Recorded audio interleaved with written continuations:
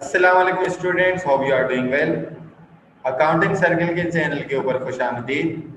Video पूरी देखने से पहले मेरे चैनल को सब्सक्राइब करें ताकि आइंदा आने वाली वीडियोस के भी नोटिफिकेशन आपको हासिल हो सकें। सो स्टूडेंट, जैसा कि आपको मालूम है कि हमारा issuance of shares and debenture का टॉपिक चल रहा था और उसके अंदर हमारे 8 लेक्चर हो गए थे और आज हमारा इसका 9th लेक्चर है। 8 लेक्चर के अंदर हमने इक्विटी फाइनेंसिंग यानी कि शेयर्स के हर तरीके के केस के हवाले से बात की थी और आज हम जो स्टार्ट करने वाले हैं वो डिवेंचर स्टार्ट करने वाले हैं, जो कि हमारा डेट फाइनेंसिंग का पार्ट होता है। डेट इंस्ट्रूमेंट भी आप इसको कह सकते हैं। इसके अंदर हम देखेंगे कि भाई डिवेंचर या बॉन्ड होता क्या है, उसकी करेक्टरिस्टिक्स क्या है, उसकी टाइप्स क्या है और उसको इशू या रिडेम्पशन उसकी किस तरीके से की जाती है। तो सबसे पहले मीनिंग देखते हैं कि भाई डिवेंचर बेसिकली है क्या। Debenture is a medium to long term debt instrument that is used by large companies to borrow money. ठीक है ना, लॉन्ग टर्म डेट इंस्ट्रूमेंट है। क्यों? क्योंकि ये कम से कम भी 1 साल से ज्यादा के अरसे के लिए इशू किया जाता है, नॉर्मली 10 to 20 ईयर्स के लिए, ताकि कंपनीज क्या कर सकें, अपना कैपिटल रेज कर सकें इस बोरो किए हुए पैसे से। ठीक है ना, डिवेंचर जो है वो मोस्ट पॉपुलर मेथड है कंपनीज के लिए, ताकि उनको लॉन्ग टर्म फाइनेंसिंग हो सके और उनकी फाइनेंशियल नीड्स जो है वो पूरी हो सके। तो ये जो डेट्स हैं और जो होल्डर होते हैं इसके, यानी कि जिनको आप बेसिकली डिवेंचर इशू करते हैं, वो creditors of the issuing company होते हैं। ठीक है ना, यानी कि अगर मैं किसी बंदे को डिवेंचर इशू कर रहा हूं और उसके बदले में पैसे उससे बोरो कर रहा हूं, तो वो लोग जिनको डिवेंचर दिया है वो क्या कहलाएंगे, वो मेरी कंपनी के क्रेडिटर्स कहलाएंगे। ठीक है जी। अब इसके अंदर कैरेक्टरिस्टिक्स देख लेते हैं। इसके अलावा भी आपको बहुत सारी डेफिनेशंस मिल जाएंगी और बुक्स के अंदर, नेट के ऊपर। तो एक आसान सी ये डेफिनेशन है कि ये एक लॉन्ग टर्म डेट इंस्ट्रूमेंट है जो कि कंपनीज यूज करती हैं, किस लिए, मनी को या पैसे को बोरो करने के लिए, ताकि वो अपनी फाइनेंशियल नीड्स को पूरी कर सकें। कैरेक्टरिस्टिक्स या फीचर्स कह लें। सबसे पहले क्या, कॉमन सील होती है कि जब भी आप डिवेंचर इशू करते हैं, या debenture is a certificate, debenture एक सर्टिफिकेट है जो कि कंपनी क्या कर रही होती है, इशू कर रही होती है। Under its seal debenture deed, अपना एक एग्रीमेंट होता है, ताकि जो अगला बंदा है जिसको आपने डिवेंचर दिया है उसके हवाले से कोई गड़बड़ ना हो सके। ठीक है ना, इसके ऊपर क्योंकि अमाउंट शो की जाती है और डेट ऑफ रीपेमेंट और इंटरेस्ट शो किया जाता है कि भाई हम आपसे कितनी अमाउंट ले रहे हैं, किस डेट को हम आपको रीपे करेंगे, वापस करेंगे, और इसके ऊपर कितना कितना इंटरेस्ट कैसे कैसे पे किया जाएगा, और इसमें कोई डिफॉल्ट ना हो सके। इस वजह से आप इसको एज अ डिवेंचर डीड या एग्रीमेंट के इशू कर रहे होते हो।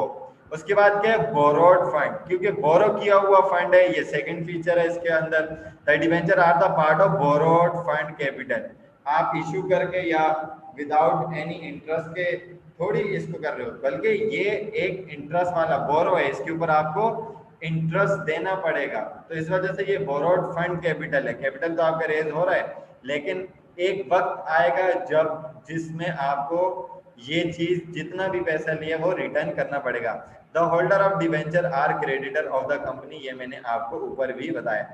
तीसरी कैरेक्टरिस्टिक्स या फीचर क्या है, रिटर्न प्रॉमिस होता है। ठीक है, क्योंकि आप सर्टिफिकेट इशू कर रहे हो तो डिवेंचर इज रिटन डॉक्यूमेंट होगा जो कंपनी इशू करेगी लेंडर को, यानी कि जिससे आप मनी बोरो कर रहे हो। इट एक्नॉलेजेस आ लोन और डेट, ये बताएगा कि भाई आपने लोन लिया या डेट लिया है। ठीक है ना, और इसके ऊपर बाकायदा स्टैंपिंग वगैरह भी आपकी मौजूद होगी, और लेंडर और आपके लिए, यानी कि जो कंपनी इशू कर रही है उसके लिए बाद में कोई डिफॉल्ट करने का चांस नहीं रहेगा, क्योंकि एक रिटन एग्रीमेंट या डॉक्यूमेंट आपके सामने एज एन एविडेंस मौजूद होगा। उसके बाद मैच्योरिटी पीरियड का फीचर है आपके पास। मैच्योरिटी पीरियड का फीचर क्या कहता है कि the debenture are the long term source of finance, long term source है फाइनेंसिंग के। तो these are generally issued for the period of 10 to 20 year, 10 से 20 साल के अरसे के लिए ये इशू किए जाते हैं नॉर्मली। ठीक है ना। तो ये इनका मैच्योरिटी पीरियड होता है। उस मैच्योरिटी पीरियड के पूरे होने के बाद आप क्या कर रहे होते हैं, इसको वापस कर रहे होते हैं या इसकी रीपेमेंट कर रहे होते हैं। उसके बाद क्या है, claim in income and asset. ठीक है, जो डिबेंचर होल्डर हैं जिनको आपने डिबेंचर इशू किए और उनसे पैसा लिया है, वो एलिजिबल हैं to get a fix rate of interest. ये सबसे पहले तो आप उनको क्या दोगे, फिक्स रेट ऑफ इंटरेस्ट दोगे। व्हाट इफ आप फिक्स इंटरेस्ट या रेट नहीं दे सकते, तो क्या होगा, तो होगा कुछ यूं कि they have a priority over the share holders in respect of their claim on asset. ठीक है ना, शेयर होल्डर के ऊपर इनको प्रायोरिटी दी जाती है। ये आपकी कंपनी के ओनर तो नहीं है, बॉन्ड होल्डर्स आपकी कंपनी के ओनर नहीं है। शेयर होल्डर शेयर खरीद कर आपकी कंपनी का पार्ट बन जाते हैं, बट फिर भी इनको शेयर होल्डर से ज्यादा प्रायोरिटी दे दी जाती है in respect of their claim on asset, कि अगर आप पे नहीं कर सकते इनकी पेमेंट, तो ये आपके तमाम एसेट ले जाएंगे। यानी कि अगर लिक्विडेशन होती है आपकी कंपनी का बिजनेस वेल परफॉर्म, आपका जो बिजनेस है या बिजनेस ऑपरेशन है वो वेल परफॉर्म नहीं कर पा रहा और रीपेमेंट नहीं कर पा रहा, तो आपके बिजनेस के एसेट्स जो हैं वो इनके हत्थे लग जाएंगे, यानी कि इनको सबसे पहले पेमेंट की जाएगी। उसके बाद कुछ अदर कैरेक्टरिस्टिक्स हैं, पावर ऑफ कंट्रोल होता है, फिक्स रेट ऑफ इंटरेस्ट दे दिया जाता है और अपॉइंटमेंट ऑफ ट्रस्टी भी होता है। उसके बाद आपके पास जो चीज आ रही है वो क्या आ रही है, वो आ रही है टाइप्स ऑफ डिबेंचर। यहाँ पर हम बात करेंगे कि आपके किस किस टाइप्स के डिबेंचर होते हैं, किसकी बेस पर होते हैं, और उसकी थोड़ी सी आपको एक्सप्लेनेशन भी देंगे। ठीक है जी, सबसे पहले जो आपके पास डिबेंचर है वो है on the basis of security. Security की बेसिस के ऊपर आपके पास दो टाइप्स के डिबेंचर्स होते हैं, एक सिक्योर्ड डिबेंचर होता है और एक अनसिक्योर्ड डिबेंचर होता है। सिक्योर्ड डिबेंचर क्या होता है, ये वो इंस्ट्रूमेंट्स होते हैं जो कि चार्ज किए जाते हैं ऑन द फिक्स एसेट, ठीक है ना, बाय द इश्योर कंपनी। के इसका मतलब सिंपली क्या है कि अगर इश्योर जो है वो फेल कर जाता है पेमेंट, यानी कि पेमेंट वापस नहीं कर पाता बॉन्ड होल्डर को आइदर द प्रिंसिपल अमाउंट और इंटरेस्ट अमाउंट, तो उसके एसेट जो हैं एज अ रीपेमेंट सोल्ड कर दिए जाएंगे या एज अ लायबिलिटी सोल्ड कर दिए जाएंगे इन्वेस्टर को, यानी कि बॉन्ड होल्डर को। इसको क्या कहते हैं, सिक्योर डिबेंचर कहते हैं। अनसिक्योर डिबेंचर क्या होते हैं, अनसिक्योर डिबेंचर के वो होते हैं कि ये इस सेंस में आप समझ लें या आसानी के लिए समझ लें कि इसके अगेंस्ट कोई चार्ज या सिक्योरिटी नहीं होगी, ठीक है ना। इसको अनसिक्योर्ड या नेक्ट डिबेंचर भी कहा जाता है। और होल्डर ऑफ अनसिक्योर्ड डिबेंचर जो होते हैं वो ऑर्डिनरी सिक्योर्ड अनसिक्योर्ड क्रेडिटर्स होते हैं और किसी भी स्पेशल किस्म का राइट कंपनी के अंदर एंजॉय नहीं कर सकते। ठीक है जी। उसके बाद सेकंड पार्ट है हमारा on the basis of redemption. Basis of redemption में भी आपके पास दो टाइप्स हैं, रिडीमेबल डिबेंचर्स और non redeemable debenture. Non redeemable को इररिडीमेबल डिबेंचर भी आप कह सकते हैं। तो सबसे पहले रिडीमेबल डिबेंचर क्या होता है, वो डिबेंचर जो कि एक फिक्स पीरियड के लिए इशू किए जाते हैं और प्रिंसिपल अमाउंट जो इन डिबेंचर्स की होती है वो पे ऑफ कर दी जाती है on the expiry date of such period. ठीक है ना, जो पीरियड आपने डिसाइड किया वो एक्सपायर होगा तो उसी वक्त पे कर दिया जाएगा। इस तरीके के जो डिबेंचर होते हैं वो रिडीम हो जाते हैं बाय एनुअल ड्राइंग और bye purchasing from the open market. ठीक है ना, या तो ड्राइंग करेंगे या ओपन मार्केट से आप इसको परचेज कर लेंगे। उसके बाद नॉन रिडीमेबल डिबेंचर क्या होते हैं, वो डिबेंचर जो कि रिडीम नहीं होते अपनी life time of the company में। कंपनी जब तक चल रही है उसके लाइफ टाइम में कभी भी ये रिडीम नहीं होते, वापस नहीं हो सकते, यानी कि रीपरचेज नहीं किए जा सकते। Such debenture are paid back only when the company goes into liquidation. सिर्फ और सिर्फ उसी वक्त पे बैक हो सकते हैं जब क्या हो कि कंपनी लिक्विडेशन के अंदर चली जाए, उसके अलावा कभी भी ये रिडीम या रीपरचेज नहीं होते हैं। उसके बाद थर्ड टाइप है आपकी on the basis of records. ठीक है ना, on the basis of records कह लें या आप ऑन द बेसिस ऑफ निगोशिएबिलिटी कह लें। उसके अंदर भी आपकी दो टाइप्स होती हैं, एक रजिस्टर्ड और एक अनरजिस्टर्ड, जिसको बियरर डिवेंचर भी कहा जाता है। रजिस्टर्ड डिवेंचर क्या होते हैं? वो डिवेंचर जो कंपनी के साथ रजिस्टर्ड हैं और इन डिवेंचर्स की जो अमाउंट है वो पेबल होती है सिर्फ और सिर्फ डिवेंचर होल्डर को। किन डिवेंचर होल्डर को? जिनका name registered of the company पे अपीयर होता है, ठीक है जी। उसके बाद बेयरर या अनरजिस्टर्ड डिवेंचर क्या होते हैं? जो कि जिनका रिकॉर्ड मौजूद नहीं होता है रजिस्टर ऑफ द कंपनी पर, और ये जो डिवेंचर हैं वो ट्रांसफरेबल होते हैं मेयरली बाय डिलीवरी। और ये जो डिवेंचर हैं या इन डिवेंचर्स के जो होल्डर होते हैं वो इंटाइटल्ड होते हैं इंटरेस्ट के, यानी कि उनको इन डिवेंचर्स पर इंटरेस्ट दे दिया जाता है। उसके बाद आपके पास नेक्स्ट जो टाइप है वो है on the basis of convertibility, ठीक है। उसके अंदर आपके पास कन्वर्टिबल डिवेंचर होते हैं, फुली कन्वर्टिबल, पार्टली कन्वर्टिबल और नॉन कन्वर्टिबल डिवेंचर, ठीक है जी। कन्वर्टिबल डिवेंचर क्या होते हैं? वो डिवेंचर जो भी कन्वर्ट हो जाते हैं शेयर्स ऑफ द कंपनी में on the expiry of pre decided period, ठीक है ना। जो भी आपका डिसाइड किया हुआ पीरियड है उससे पहले पहले जैसे ही आप बोलेंगे तो वो कन्वर्ट कर दिया जाएगा। द टर्म एंड कंडीशन जो होती हैं कन्वर्जन, वो जनरली अनाउंस कर दी जाती हैं। कब अनाउंस की जाती हैं? At the time of issue of debenture. जब भी इशू कर रहे होते हैं उस वक्त ये अनाउंस कर दिया जाता है कि भाई हम फुली पूरा का पूरा कन्वर्ट कर लेंगे, पार्शली कन्वर्ट कर देंगे। तो इस तरीके से क्या होता है कि आपके पास ये टाइप भी आ जाती है। उसके बाद सेकंड क्या है? नॉन कन्वर्टिबल डिवेंचर, जो क्या होंगे? डिवेंचर जो कि शेयर्स ऑफ द कंपनी में कन्वर्ट नहीं हो सकते हैं, ठीक है जी। उसके बाद आपके पास जो टाइप आ रही है वो क्या टाइप आ रही है? On the basis of priority आ रही है, जिसके अंदर आपका फर्स्ट डिवेंचर होता है और एक सेकंड डिवेंचर होता है। फर्स्ट डिवेंचर क्या होता है? फर्स्ट डिवेंचर वो डिवेंचर होते हैं जिनके ऊपर होल्डर का सबसे पहला क्लेम होता है।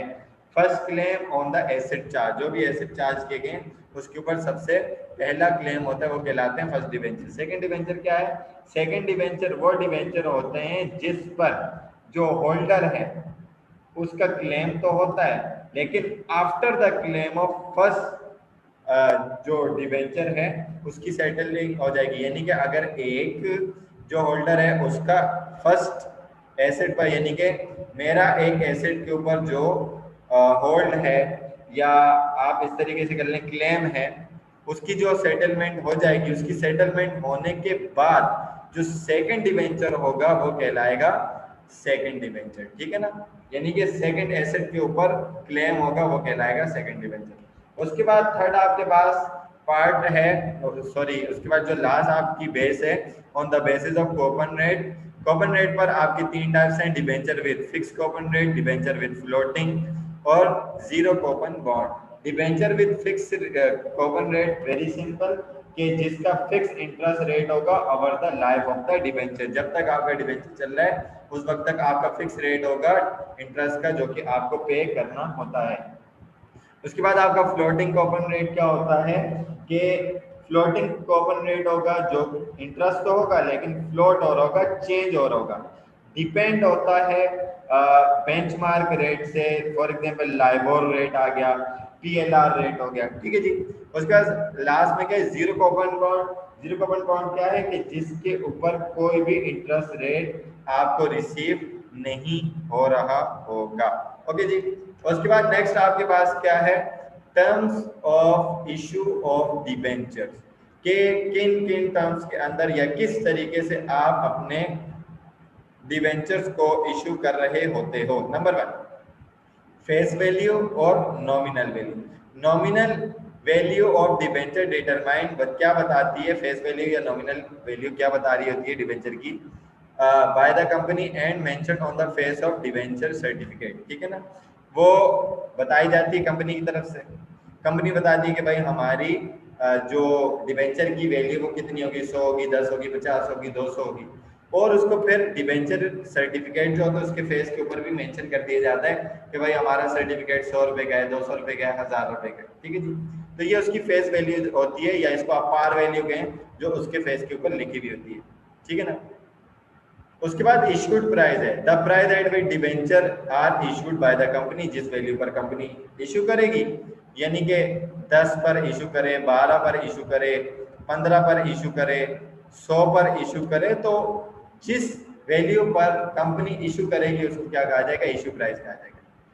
उसके बाद थर्ड टर्मिनोलॉजी आपकी क्या, issue at par, par value पर इशू करना है। इसका मतलब क्या होगा कि जो इशू प्राइस है वो फेस वैल्यू के बराबर है, यानी कि आपका 10 रुपए का अगर शेयर था तो आपने उसको 10 का ही इशू किया, ठीक है जी।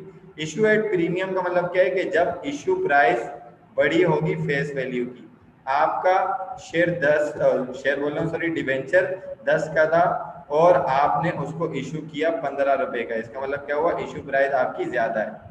उसके बाद इशू एट डिस्काउंट, डिस्काउंट समझ जाए कम वैल्यू पर, आपका जो डिवेंचर है वो 10 रुपए का है फॉर एग्जाम्पल, और आपने उसको इशू किया है कितने रुपए पे, 7 रुपए पे, तो इसमें आपका क्या हो जाएगा, 3 रुपए का डिस्काउंट हो जाएगा।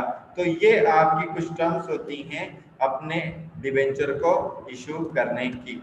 उसके बाद आपकी लास्ट टर्म है टर्म ऑफ रिडेम्पशन, यानी कि रिडेम्पशन रीपरचेज आप कैसे करते हो।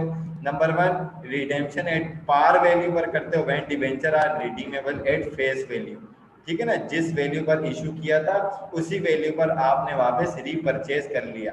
दूसरा पार्ट होता है आपका रिडेम्पशन एट प्रीमियम, यानी कि उसमें क्या होगा कि आपकी वैल्यू इंक्रीज होकर आ रही होगी, when debenture are redeemable at an amount more than face value, ठीक है ना, यानी कि आपने 10 का अगर आपका जो डिवेंचर था वो आपने इशू किया था, इशू कर दिया, पैसे ले लिया, जब रीपरचेज करने की बारी आई तो आपने फॉर एग्जांपल 12 का रीपरचेज किया, तो उस सूरत में आपके जो डिवेंचर की वैल्यू है वो ज्यादा हो जाएगी, इंक्रीज कर जाएगी, तो उसमें कहा जाएगा कि भाई आपने जो रिडीम किया डिवेंचर को वो मोर देन फेस वैल्यू की अमाउंट पर किया है।